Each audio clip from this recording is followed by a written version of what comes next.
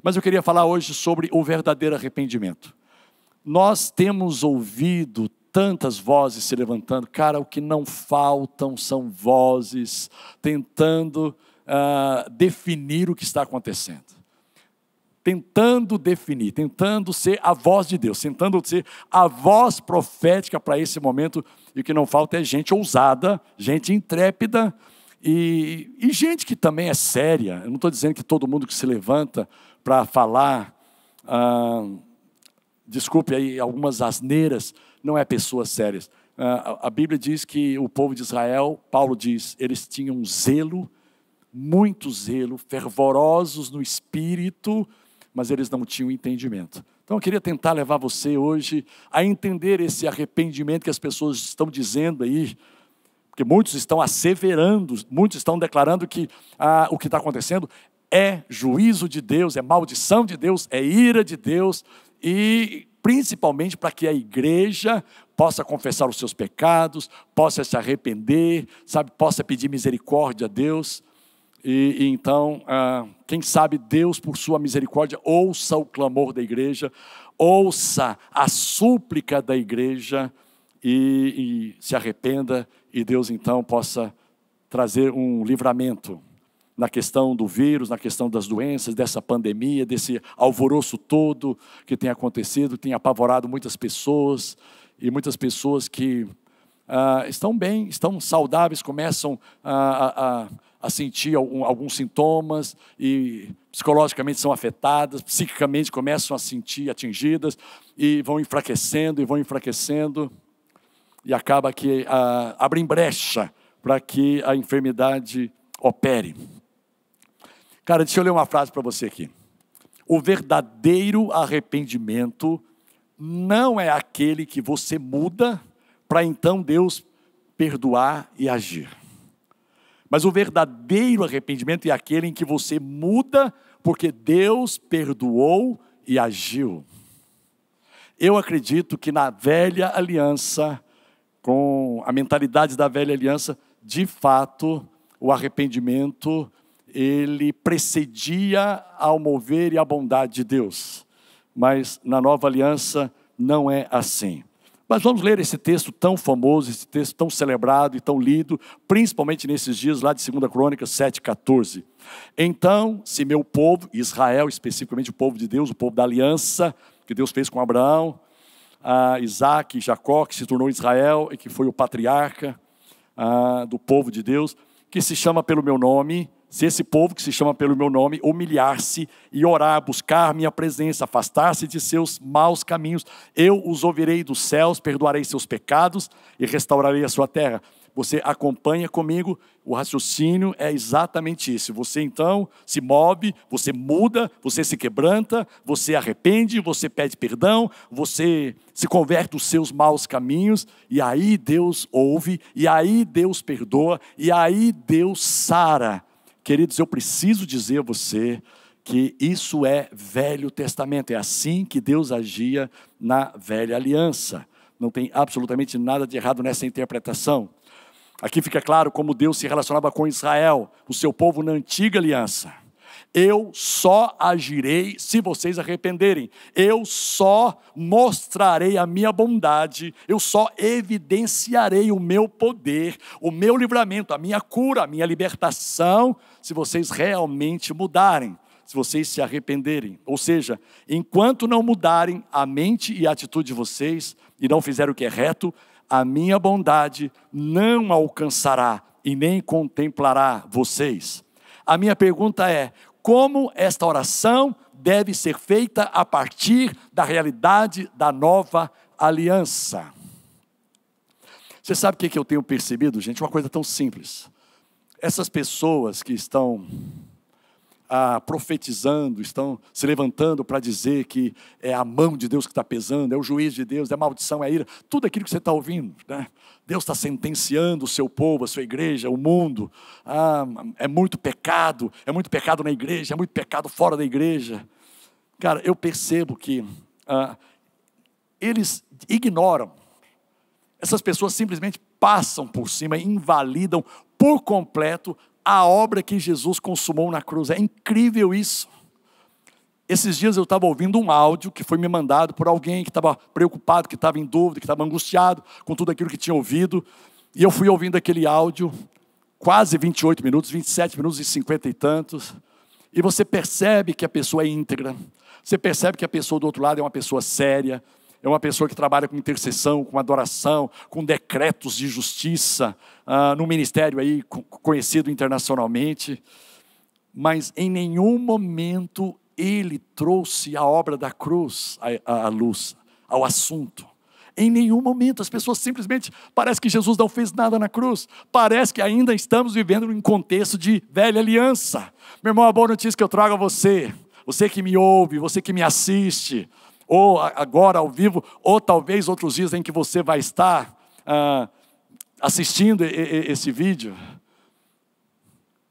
pela perspectiva da obra da cruz, a boa notícia é essa: toda maldição já foi quebrada. Toda a ira que Deus precisava mesmo, por sua justiça, descarregar, por causa do pecado e da iniquidade que veio de Adão, que foi passado de geração em geração, esse pecado precisava de ser realmente julgado. Essa situação precisava de passar por uma sentença, por um castigo, por uma punição. Não estamos negando isso, pelo amor de Deus. Mas Isaías já profetizou que o castigo que nos traz a paz, a punição que nos traz a paz, a sentença que nos traz a paz, o juízo que nos traz a paz estava sobre ele. Sobre ele quem, gente? Me responda, você do outro lado. Sobre Jesus.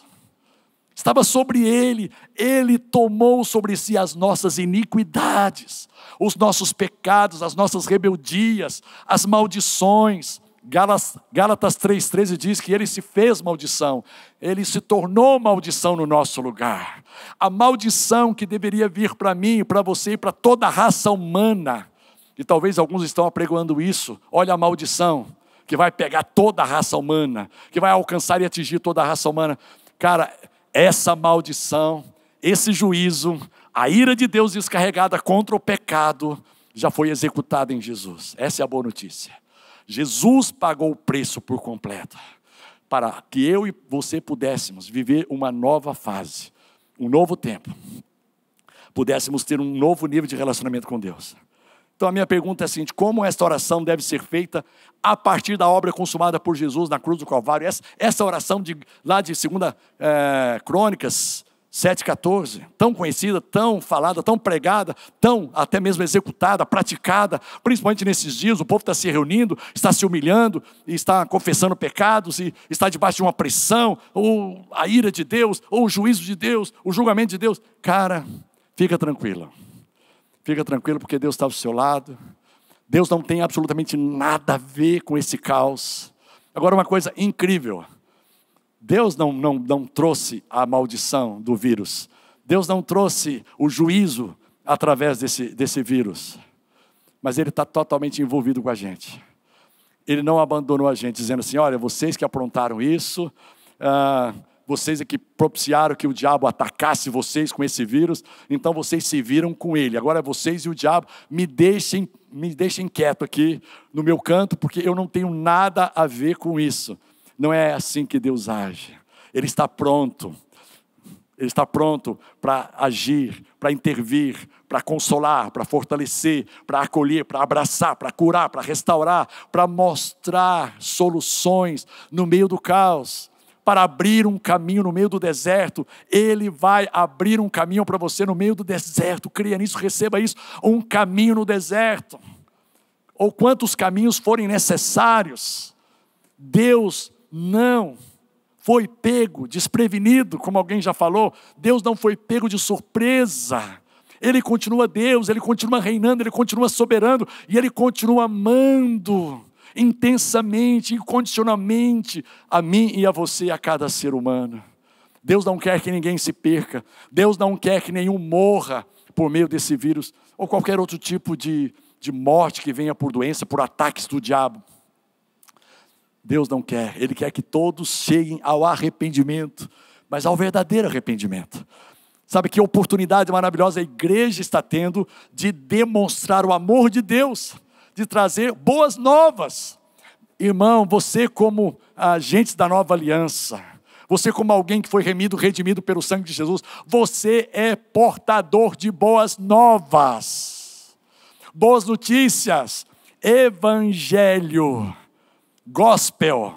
Evangelho significa boas novas, boas notícias. E a boa notícia não é essa que traz terror e medo e ameaça aos corações. Olha, Deus está julgando, e cuidado, você pode ser o próximo, você pode pegar essa doença, você pode morrer, e a sua família, e meu irmão, e as pessoas começam a entrar debaixo de condenação e de culpa e de acusação, como se Jesus não tivesse vindo, como se Jesus não tivesse pago o preço, como se ele não tivesse exclamado ali na cruz, antes de render o seu espírito, de expirar, ele gritou, ele bradou, está consumado, tetelestai, está consumado. Ele levou o pecado da humanidade sobre ele. A boa notícia que eu tenho para te dar, é o que está acontecendo não é juízo de Deus, é ataque do inimigo, é ataque do inimigo. E nós precisamos de entender dessa forma. E vai ter pessoas que vão dizer para você que não é um ataque do inferno. Cara, deixa eu situalizar você biblicamente. Deus não destrói, Deus não mata, Deus não rouba. Toda obra de roubo, de destruição e de morte não vem de Deus. Jesus trouxe uma linha de separação clara. Jesus trouxe uma linha de separação clara. João capítulo 10, versículo 10. Ele diz assim: quem veio para matar, roubar e destruir, não fui eu. Não é o meu Pai, não é o Espírito Santo. Nós não temos nenhum tipo de compromisso com isso. Porque nós temos vida e vida abundante. O que flui de nós, o que sai de nós é vida, é cura, é saúde, é paz, é libertação, é vitória, é harmonia, é prosperidade, é generosidade, é graça, é favor imerecido. É isso que nós temos para dar a vocês. Nós não temos morte para dar a vocês. Nós não temos destruição para dar a vocês. É o ladrão. O ladrão veio para matar, para roubar e destruir. E o nome desse ladrão é Satanás. Obviamente que ele está patrocinando isso, que ele está por trás desse ataque. E nós temos autoridade como igreja para ligar aqui na terra e será ligado nos céus, desligar aqui na terra e será desligado nos céus. A oração de Marcos 11, 24 e de João 16, 24, daqui a pouco nós vamos ler, é a oração de um filho que não precisa fazer absolutamente nada para receber o favor de seu pai, pelo simples fato de que o pai ama o filho incondicionalmente. Eu preciso avisar você que na antiga aliança Deus não se manifestou como pai, não porque ele não fosse pai, não porque ele não fosse amor, não porque ele não fosse bom. Em todo tempo Deus é bom, em todo tempo ele é amor, em todo tempo ele é pai, amoroso. Ele sempre expressou o desejo de cuidar do seu povo, mas o próprio povo chegou diante de Moisés e disse: olha, não queremos o cuidado de Deus, o cuidado presente de Deus. Nós não queremos. Nós queremos que Deus fique distante de nós. Que Ele nos dê leis, que Ele nos dê normas, que Ele nos dê regras. E tudo que Ele falar, nós vamos obedecer. E nós vamos fazer. Mas não queremos Deus perto de nós. Eles tinham uma imagem distorcida, uma imagem errada. E Moisés tentou consertar de alguma maneira e disse: olha, não, Deus falou isso lá no Monte Sinai, Deus se manifestou daquela forma para ver onde é que estava o temor de vocês. Não, Moisés, a gente não quer. Esse Deus nos assusta. Se você serve a um Deus que te assusta, você está na antiga aliança.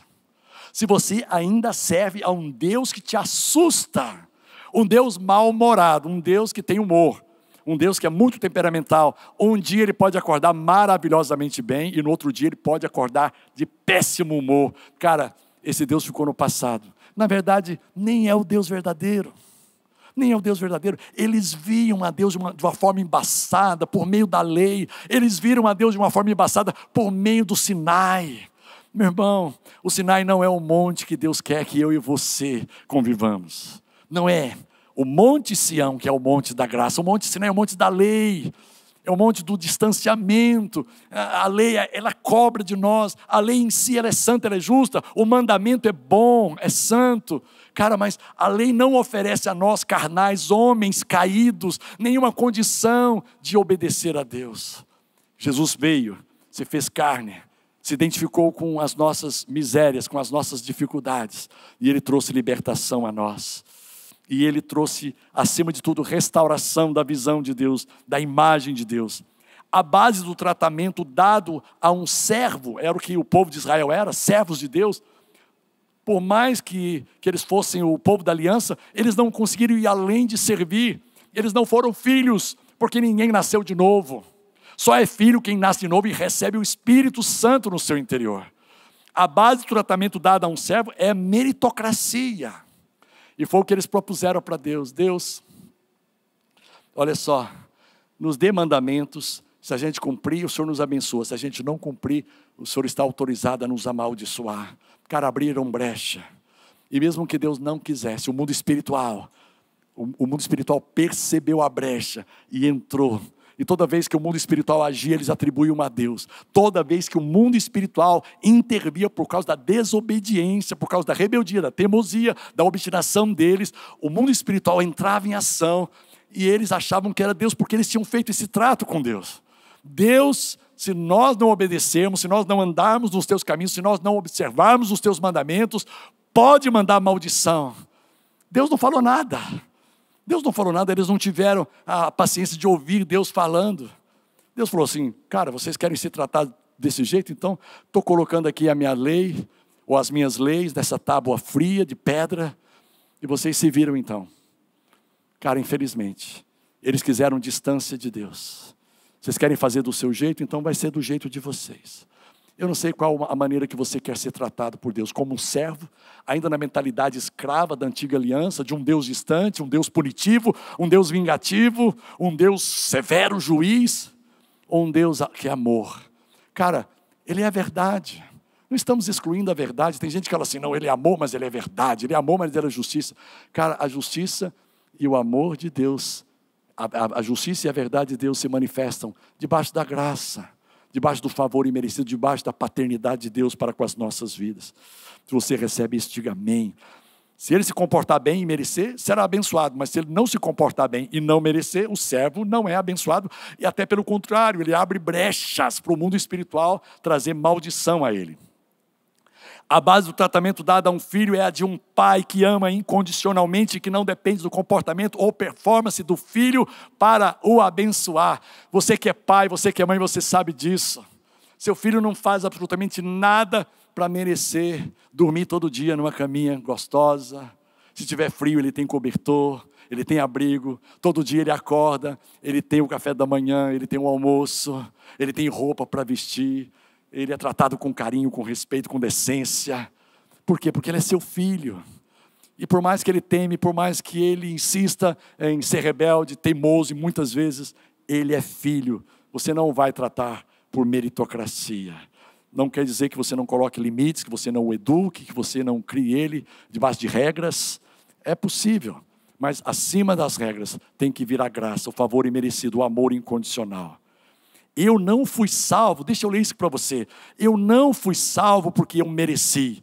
Eu não fui perdoado de todos os meus pecados porque eu fiz por merecer. Vai acompanhando comigo. Eu não fui curado de todas as minhas enfermidades porque eu mereço.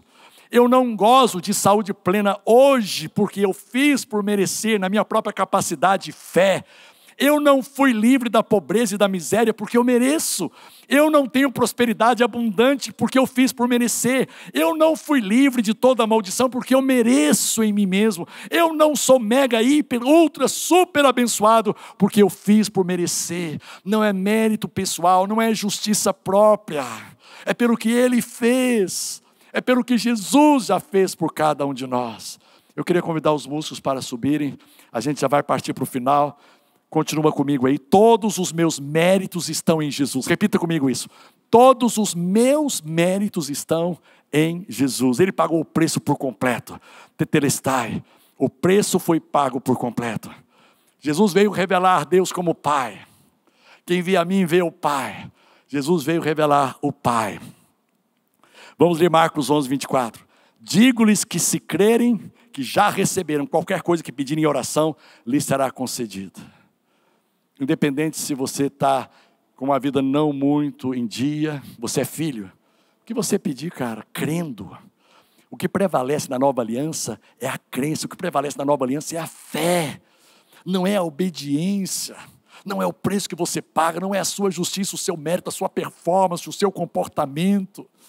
Abra os seus olhos. Permita o Espírito Santo abrir os seus olhos através da palavra.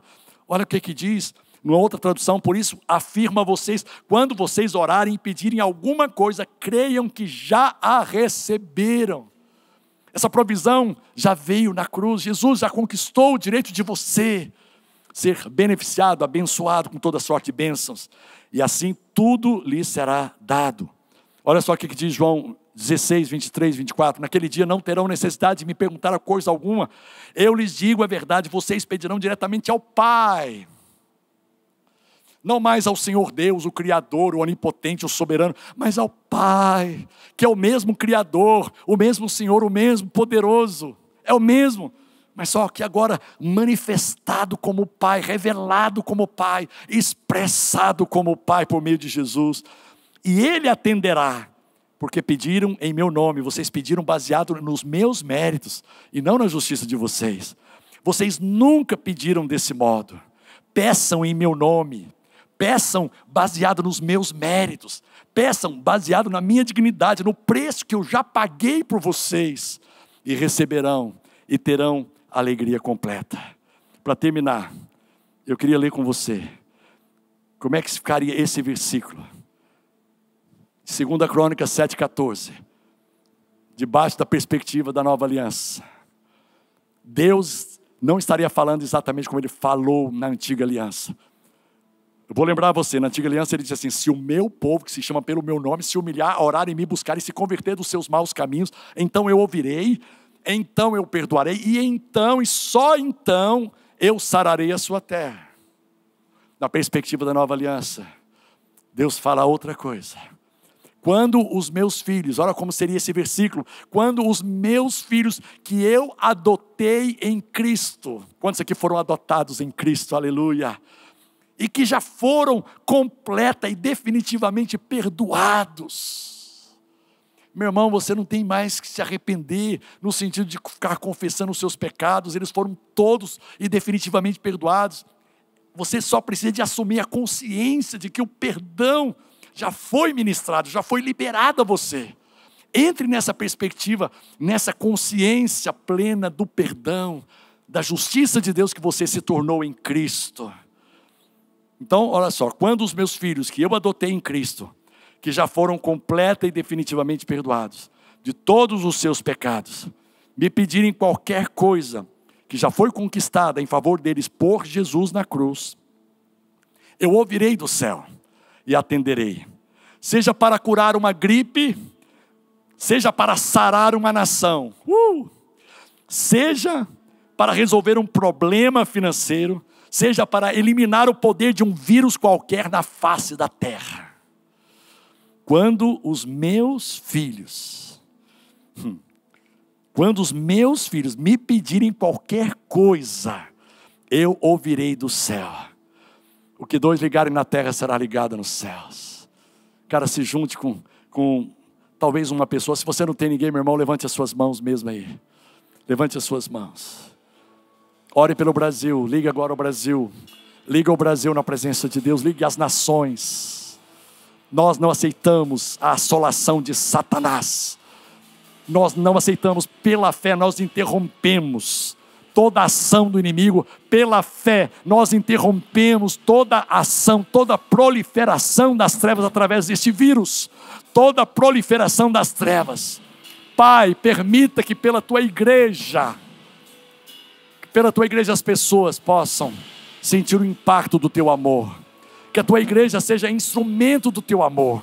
Que a igreja, composta pelos Teus filhos remidos e redimidos pelo sangue de Jesus, que a Tua igreja, Pai, seja expressão do Teu amor, da Tua bondade. Cara, a gente se arrepende sim, a gente muda sim, A gente vence o pecado sim, por causa da bondade de Deus. Deus se manifesta em sua bondade. Olha o que diz Romanos 5,8. Deus prova o seu amor para conosco. Deus demonstra o seu amor para conosco pelo fato de ter Cristo morrido por nós, quando nós ainda éramos pecadores, quando a gente não merecia nada, quando estávamos totalmente imersos na indignidade. Ele nos amou. Jesus veio, morreu por nós, Ele foi crucificado, Ele morreu, Ele ressuscitou, para que nós pudéssemos ter vida eterna, para que o amor de Deus, a graça de Deus, a bondade de Deus, o poder de Deus, pudesse agir em nossas vidas. Percebe esse amor? Através do amor de Deus, você vai ser curado. Através do amor de Deus, você vai ser provido, suprido em todas as suas necessidades. Creia nisso, chame isso à existência. Você é filho amado. Esse é o verdadeiro arrependimento. O verdadeiro arrependimento é aquele que acontece em consequência, como resultado da manifestação do amor de Deus. Como Jesus entrou no circuito na vida de Pedro e fez uma obra maravilhosa, aquela pesca maravilhosa, em Lucas capítulo 5. E ali Pedro se arrependeu, disse: Senhor, retira-te de mim, porque eu sou um pecador. Jesus não falou nada de pecado, Jesus não condenou, Jesus não colocou o dedo em riste na cara de Pedro, dizendo: você é um pecador, você tem que arrepender, se você arrepender, eu vou te dar uma pesca maravilhosa. Não, primeiro Ele deu a pesca maravilhosa, aleluia. Ele está te dando uma pesca maravilhosa, Ele está operando milagres na sua vida, e em consequência disso, com certeza, você vai mudar, a sua mente vai mudar, o seu coração vai mudar, a sua atitude vai mudar, o seu comportamento vai mudar, em consequência desse grande amor. Nós amamos, porque Ele nos amou primeiro, aleluia.